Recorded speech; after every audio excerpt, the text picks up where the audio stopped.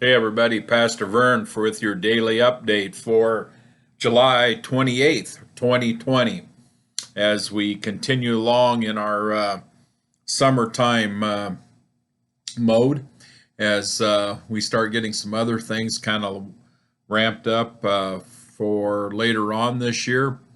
I'd like to see us get I hope by the time we get to our holidays that we will have a little more leeway to do things. I'd like to make that a huge celebration this year where we can start the new Christian year and start the Advent season with a lot of joy and a lot of ability to celebrate our life with Christ.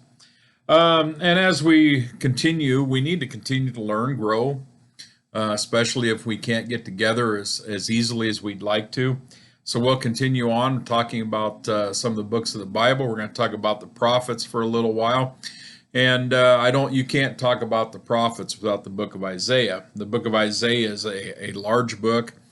It has 66 chapters, which is the same as the number of books that the Bible has, which is kind of an interesting fact. But one of the things about that is that it covers a lot of the same things. Well, not the same things, but it covers a lot of the ground of the Old Testament prior to the book of Isaiah in order to help us relate what the prophet is calling with the things of the history of God. It's a prophecy of the kingdom of God, its rise, its progress, its falls, its triumphs, and going on to its final triumph, and when Christ returns and claims his people as his own. There's a lot of different things in the book about the everlasting relationships between God and his people, and there's a lot of foreshadowing of Christ to appear in the book of Isaiah. We tend to use some of that during the Advent season in order to say or to give us a continuity between God's promises and the delivering of that promises as Christ comes into our lives. We have a lot of things in here. We have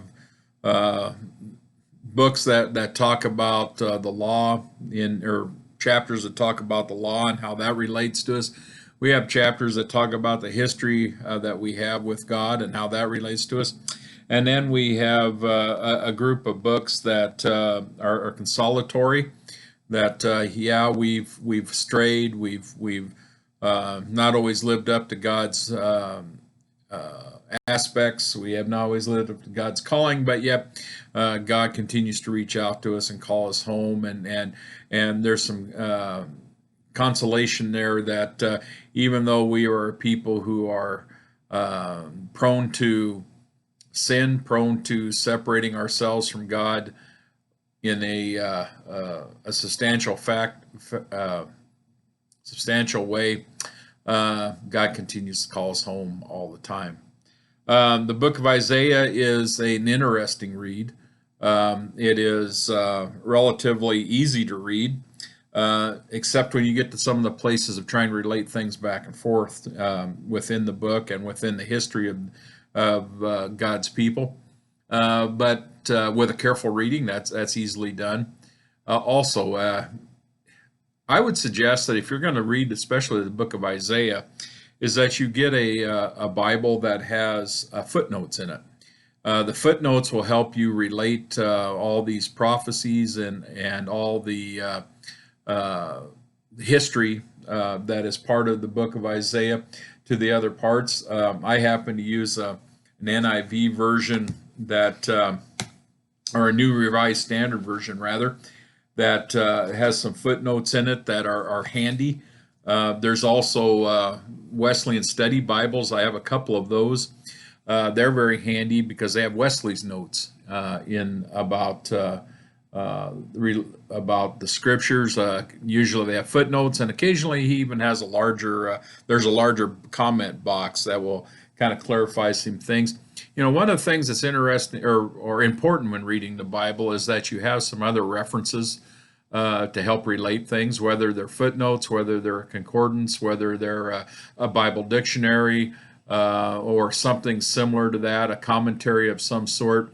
Commentaries are a little tricky because commentaries are commentaries. They are someone's interpretation.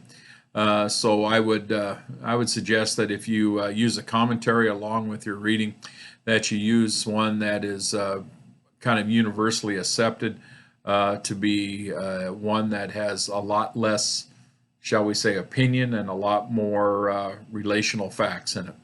There are some that I could suggest if you're interested in that. There are some online. To buy a commentary, a full commentary of the Bible is a rather substantial investment. But for many folks, it is really helps with their reading, really helps with them being able to digest the material with greater value than with just the readings of the scriptures standing alone. So kind of keep that in mind also, and especially when we talk about the prophets, because a lot of what the prophets said needs to be interpreted in order to fully relate what their message that they'd received from God is. Keep good care of yourselves. Watch over others the best you can. Stay safe, and we'll see you again. Bye.